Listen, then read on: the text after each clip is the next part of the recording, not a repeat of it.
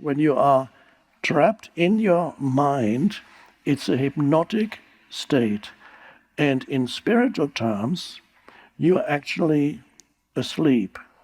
When you are completely identified with every arising thought, you are in a state of spiritual sleep. You're dreaming a kind of dream. The dream that you're dreaming is conditioned by your past. So that humans dream different kinds of dream.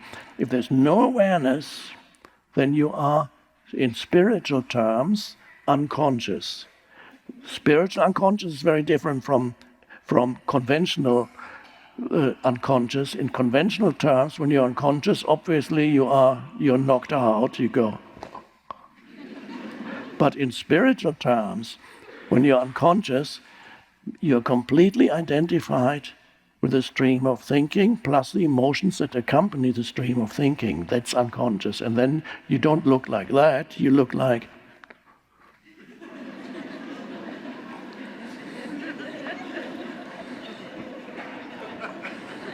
You're not present, you're not here, you're somewhere in your thought world.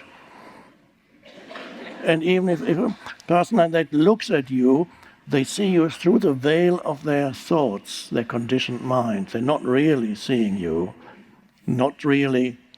There's a huge sense of separation always. This becomes a huge veil through which you look at the world, which is your mind, your conditioned mind. And you look at yourself in the same way. You become a stranger to yourself. You become alienated from yourself. You become an object in your consciousness. This is a purely human thing. Other life forms don't have that, because it arises through thinking, which is a wonderful evolutionary step forward, a wonderful advance, but there was a huge price to pay for the development of the ability to think. There's always a price to pay. And the huge price to pay was loss of awareness of the essence of who you are. Now, what about all the life forms that haven't arrived at thinking yet? Well, the dog, your dog or somebody else's dog, everybody knows some dogs. A dog does not live through a mental concept. The dog has not arrived at the Narcissus thing. Even if the dog might see himself in a mirror, so either he begins to realize that's a mirror or gets very excited, but it doesn't translate into a mental image of the dog. Has no mental image, it has no self-concept, it doesn't have a conceptual identity. The dog has no opinion about you. There's a consciousness there, but it's not abstraction, it's not concept, it's not thinking. It just is, and it looks at you, and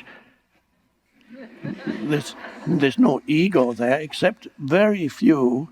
And there are some neurotic dogs that show the beginnings of an ego, but the reason is they've lived with humans, a human neurotic ego for too long. But otherwise, it's a miracle how sane often the dog is compared to the owner of the dog.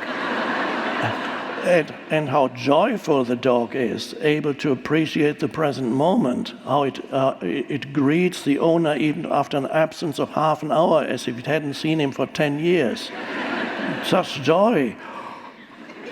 Wow. He hasn't created a lot of past in the mind. It's just so the dog exists prior to thinking. What's happening to us? We are rising above thinking. That is a state of presence. So it's not that you no longer think after that. You transcend thinking. You're no longer in the grip of thinking. You're able to think, but you no longer look to thinking for your identity.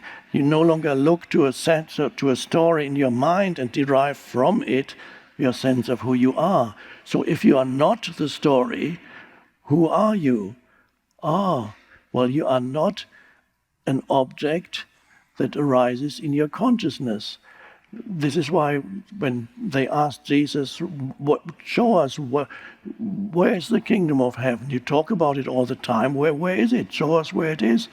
And he says, the kingdom of heaven does not come with signs to be perceived. It does not come with signs to be perceived because it's already here. It's within and without.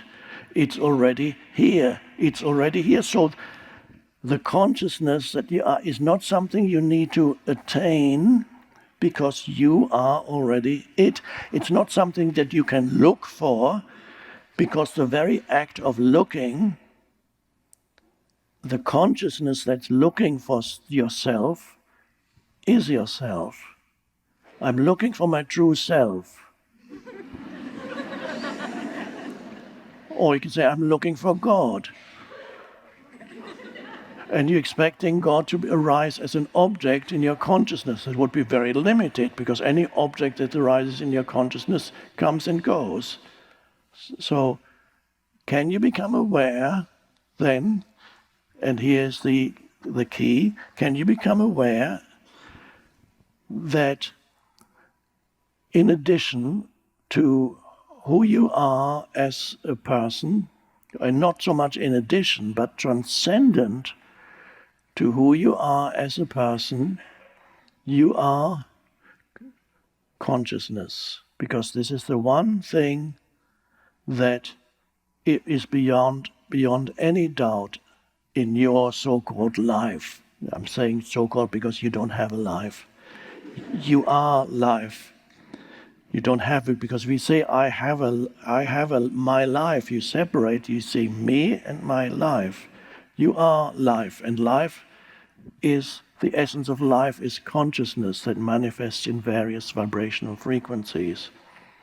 So the one thing, even if we are dreaming this, perhaps this is your dream. Let's imagine for a moment that you sitting there listening to a man on a chair. Let's imagine for a moment that this is a dream. And if it is a dream, there still needs to be something about this dream that makes this dream possible. And that which makes this dream possible is the light of consciousness in which the dream appears. So the consciousness is prior to everything. The consciousness is the ocean. The thoughts and emotions, the surface of the ocean, they're not separate. So you are the ocean. What does that mean? You are consciousness in essence, which is timeless. How can I know that I'm consciousness? You cannot know it conceptually. You can only know it directly in the gap between two thoughts. For example, now.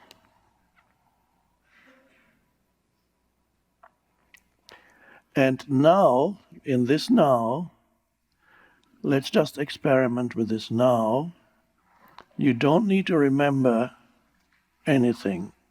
What for? I mean, you don't anyway. You don't, unless I ask you right now, you don't think of your name, you don't think of your email address, you don't think of your telephone number or your entire past, unless I ask you and then you retrieve it from somewhere. But right now you don't need any of this. You don't need, let's see what happens to you if you don't remember anything from right now. Just let's pretend all that exists is this moment and that nothing ever happened. Wow. All that exists is this moment, nothing ever happened, and nothing ever will happen. And all that's left is this moment. And in this moment, you don't remember your story, you don't remember your name, and yet there is something here that you cannot define. And what's left when you let go of past and future, which are thoughts, what is left is just a strange sense of presence. This is the undoubted fact that you are. And when you say it, you would say, I am. This you cannot doubt. Everything else may be some kind of illusion. When you add something to this deep sense of beingness, because when you say I am, it's the sense of being. If you're not familiar with English grammar or you've forgotten about it, you might have forgotten that when you say I am, it's the first person singular of the verb to be. It sounds like totally different word. Why don't you say I be, but for some reason you say I am? But I am is the sense of being. The sense of being, the sense of, I don't call it the sense of existing, because existence comes out of being. Ex is Latin for out. So it stands out, which means anything that is manifested is existence. Your body exists for a while. Every object exists. Sense perceptions exist. Thoughts exist. They are manifested. But they can only exist because there's something that is formless, is a vast space that is the unconditioned consciousness prior to the arising of form. And you can sense it. This is the great realization. You can sense it within yourself when for a moment you're not thinking, but you're not falling asleep. You're not thinking, and yet what remains in this gap between two thoughts is a sense of beingness. You undoubtedly know that you are. That can't question. That is the light of consciousness. You are that. It's not an object. It's the eternal subject within which everything else arises.